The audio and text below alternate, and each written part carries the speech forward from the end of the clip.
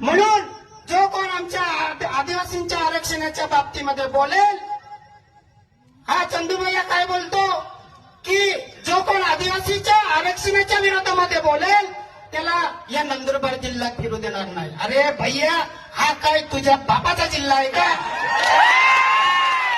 आणि आम्ही जर आदिवासींनी ठरवलं तर भैया तुला एका मिनिटात इथून बिहार मध्य प्रदेशला पार्सल करू. एवढी ताकद आमच्या आदिवासी समाजामध्ये आहे. तू आमच्या आदिवासी समाजाच्या नादी लागू नको. या चंदूबाईला मोठं कधी केलं तुम्हीच केलं, आपल्याच लोकांनी केलं. आणि आज हा चंदूबाई आपल्या आरक्षणाच्या विरोधामध्ये बोलतो. या चंदूबाईला याची गरमी उतरवायची वेळ आज आलेली आहे. मित्रांनो, जो कोण आमच्या आदिवासीच्या आरक्षणाच्या विरोधामध्ये बोलेल, मग तो चंदूबाई असेल का सह्याबाई कोणी बी असेल, हाकलून जाऊ, इथून हाकलल्याशिवाय राहणार नाही.